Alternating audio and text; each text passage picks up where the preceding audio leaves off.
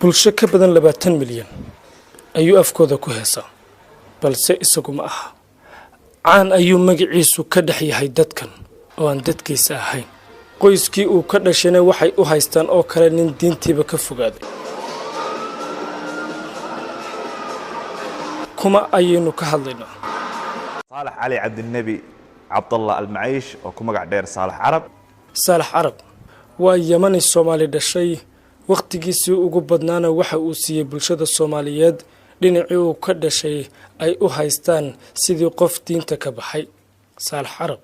aynu taariikhdiisa barnaamijka waa kuma aynu ku eegi doonaa waxa uu ku dhashay la dhashay waxna ku bartay waxaan ku dhashay dalka Yemen gaar ahaan caasimadda Sanca waxaan ku soo koray aan dugsigayga waxbarasho yaraantii ku soo qaatay dalka Sacuudiga gaar ahaan waxa ila dhashay qoyskayga ama familygayga 5 dhinaca aabahay ah iyo 4 dhinaca hooyadayda waa 4 wiil iyo 5 hablood baa ila dhashay aniguna ku ahay 10 marka dhinaca aabahay iyo dhinaca hooyaday aniga wax igu aabay wax igu hooyaa ma jirto aabahay noo xudhalay 5 hooyadayna waxa dhashay 4 أنا نمبر كتوانات بانك 6 أو دحدا كجرا xiisadee ku adkayd oo aanu ku fiicnayn rubaantii waa su'aalaad qurux badan yaraantii markaan waxbarashada xiisad bay ugu yar adkaan jirtaan iska yar nici jiray laakiin maanta wax tar weyn leh maadkiisa kale xisaabta waxaan aad u jeclaa juqraafiga waxaan kaloo aad u jeclaa artska markaan ka imaado dhankayga faneed hibada faneedaan ku shaqeeyana waxa ii soo raacdan aad u jeclahay inaan noqdo taariikhyahan ama dadka diyaariya dokumentariyada ama filimada kale markii uu yaraa iyo waagii caruurnimo qof noocay ah ayuu ahaa waxaan ahaan jiray nin aad u qalqaali baan aad u ahaa caruurnimo laga weynaadaa runtii dagaalkaygana aad buu badnaa waxaan xasuustaa anoo yar oo ciyaala qofkaan isleenno ilaa ama aan qaniino ama aan ku samayn waayo waxaan samayn jiray inaan guriga jijibiyo ama aan iscuno waxaa la oran jiray markaa carabta xidhaadaan daqad ama isfiilito kale marka alxamdulillah markaan weynaaday laakiin waxaas baan iska waayay fanaannimada ka hor ilaa yaraantii waxa uu ahaa ilaa iminkan uu yahay sad iminka baad arkayseen oo kale taa waxaan yaraanteeda aad u jeclaa ama ku maaweelo ilaahan ku ciyaari jiray PlayStation-ka ugu horreeyay PlayStation 1 ilaa 2 3 4 ilaa weynaanteeda imika 4 la marayba waxa ii soo raaci jiray taas inaan ku bada ciyaaro marka waxaan ahaa kulley dadka teknolojiyadii ciyaal ku ciyaaraan dad ku soo barbaaran ka mid ah Saalax Carab dad badan oo Soomaaliyeed waxay u haysteen inuu yahay nin Soomaali ah isagu sidoo isu arka waa run anigu waxaan horto asal ahaan waxaan ka soo jeedaa dalka Yemen baan ka soo jeedaa documentary-ga si fiican insha Allah u arki doontaan taariikhdeeda balse fanaan afka Soomaali ku haysa waanahay fanaan Soomaali dhashay waanahay fanaan kuna faana inuu Soomaali yahayna waan aaminsanahay inaan ahay sababtoo ah reer kan ka soo jeedo iyo reer aabahay lama soo korin lama soo dhaqmin walaalada qaar waxa jirta markaan kulanay inaan isfahmi weyna qaarkood waxa jira iyaga wax caado ah oo aniga xaggayga ceeb ka ah waxa jira aniga wax xaggayga caado ka ah iyaga xaggooda ceeb ka ah Saalax waxaan weydiiyay sidee ugu suurta gashay isaga oo ka soo jeeda ardul carab aan af Soomaaliga ba aqoon in uu haddana bulshada Soomaaliyeed fanaan u noqdo magaciisuna saameyn ku yeesho aniga fanka waxaan ka wataa hiddo xagga hooyaday ah awogay Allah yarxamo Xuseen Trabi oo insha Allah isnaan rajin doonaan documentary ku baran doontaan ayaa hees jiray waxa kale oo abtigay ah deeq oo isaguna maanta fanaan caana marwadiisa yadna ayaan turmsa ah waxa kale oo fanaan ah walaalkay la dhashay Cabdirasaaq Ismaaciil Jaamac oo xagga hooyo walaalaan ka nahay isna fanaan ah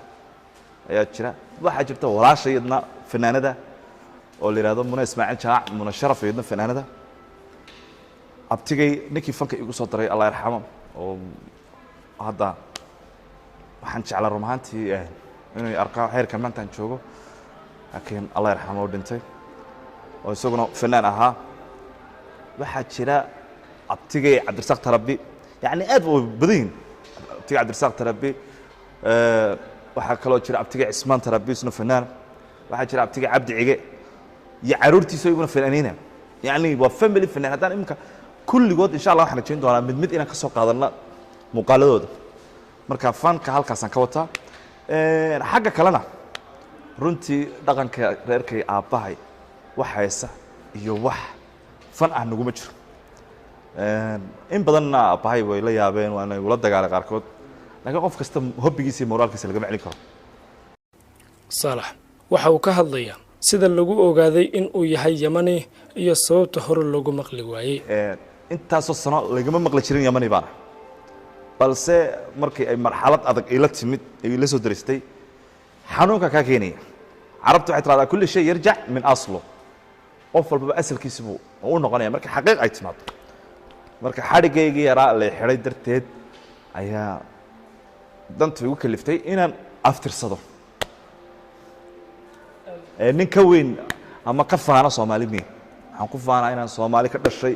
alxamdulilah reer abtiga adduunka ugu qaalisan hore waxaa la odhan jiray kibir waxaa laga keenaa reer abti marka haybadda iyo karaamada waxaan ka wataa waan taaganaya soomaali weyn ayaa abtiya aabbihii oo ay ugu dambaysay isaga oo 5 sano jira wakhtigaa ayuu ugu tegay yaman 2015 markuu sanadku ahaa waxaana ku dhacay dagaal xaaladda bedelay anigu waxaan dhalinyarnimadeedii horta yaman waan ku dhashay waxaan ku soo yar barbaaray sacuudiga markii dambe waxaan u wareegnay imaaraadka kadib imaaraadka waxaan u soo wareegnay markii dhalinyarnimadeedaan qaan gaadhay Addis Ababa Ethiopia ayaan fanka ku bilaabay aan dhalinyarnimadeedii intii igu qaalisaneed aan ku soo qaatay yaman waxaan ku noqday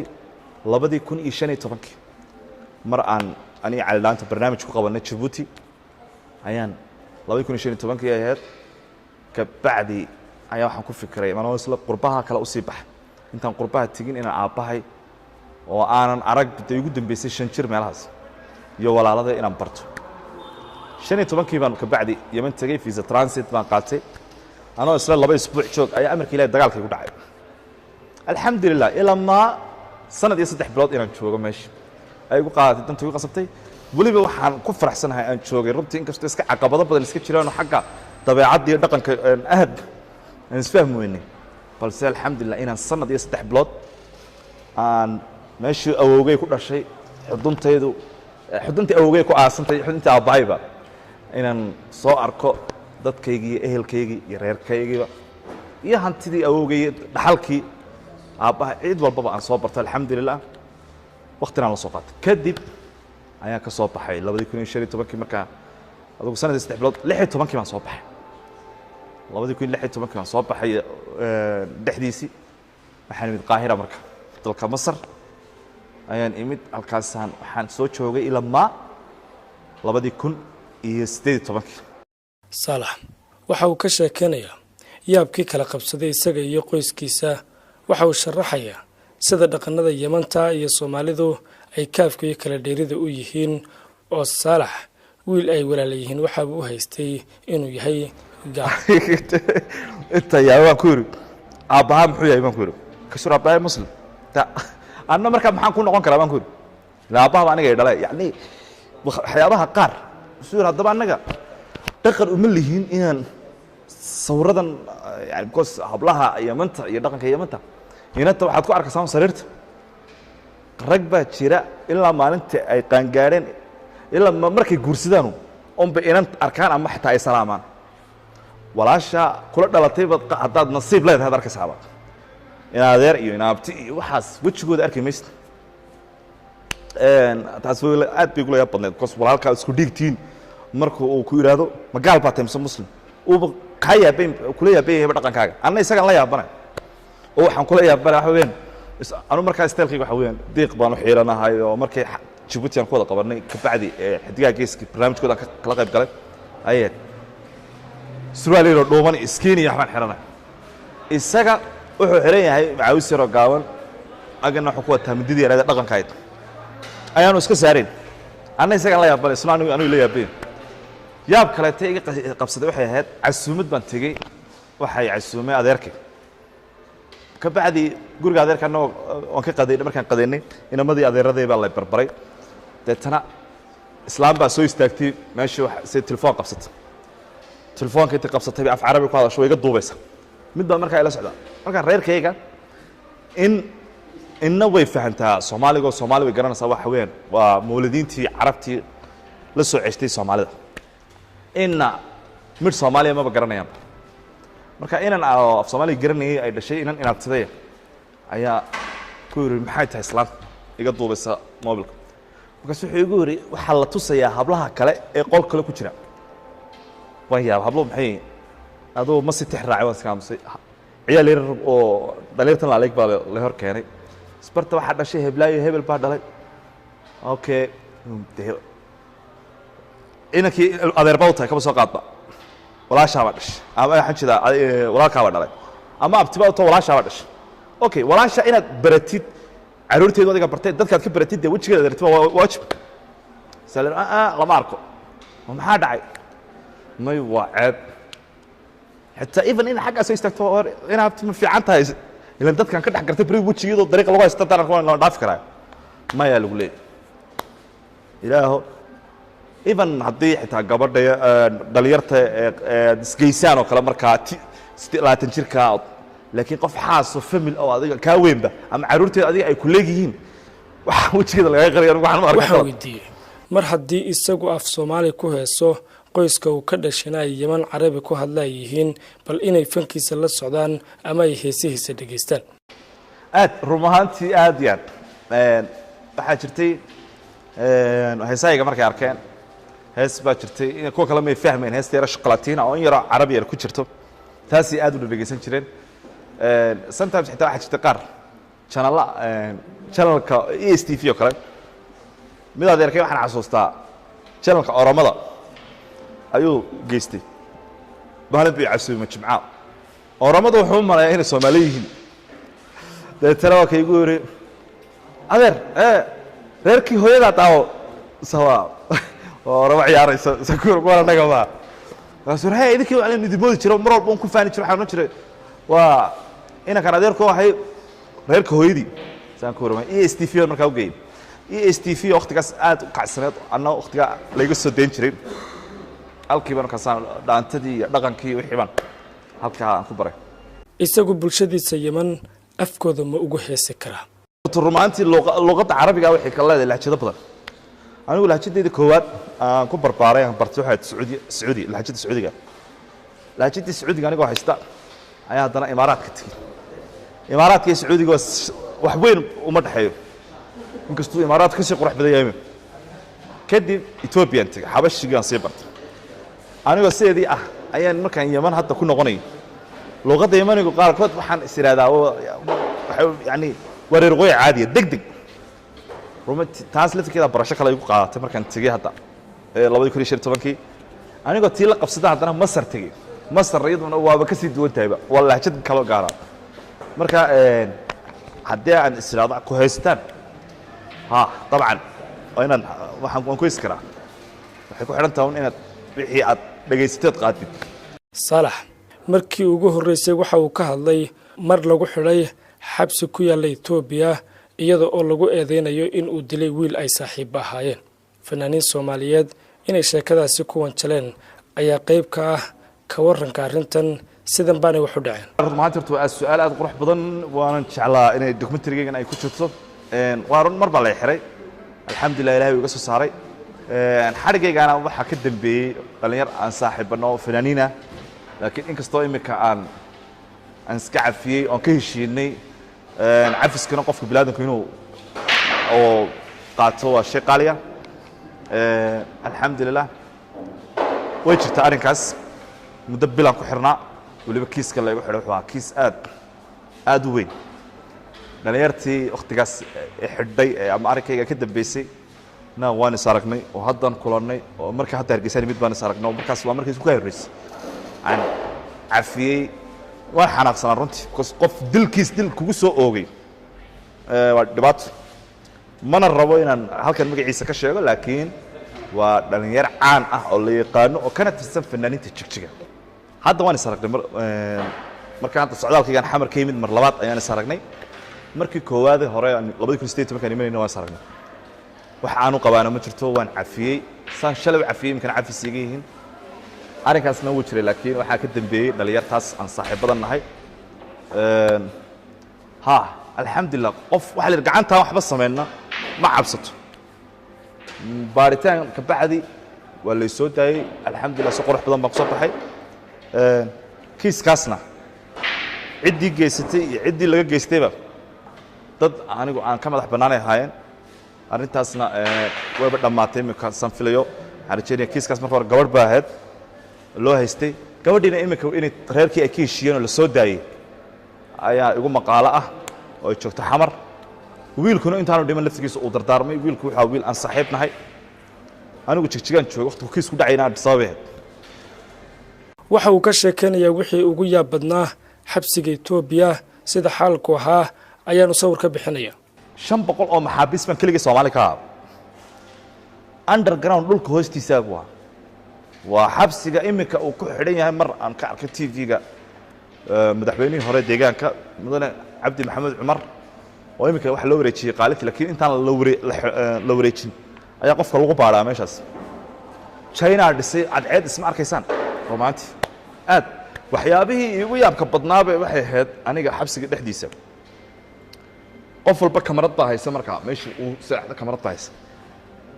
marka waxay ku wada sawirteen dhammaan maxaabiista kale mid kasta booskiisa wuxuu ku sawiray calaamad kristani wax aniguna waxaan ku sawiray bartan seexan in masaajid ku sawiray maadaama wax muslim ah aan ku joogno afar qof baan ku joognay oo muslim aniga dhowr nin oo xabashiya oo afar ah waliba mid carabi ku jiro aan isagu mid boos carabi garanin laakiin waa yamani mid carabi ma yaqaan af xabashi buu yaqaan oo xabashi baa dhish ayaa ila xirnaa kaasna muslim baa ka bacdi meeshii kamarada waxay arkay laba nin oo askar way dul yimaadeen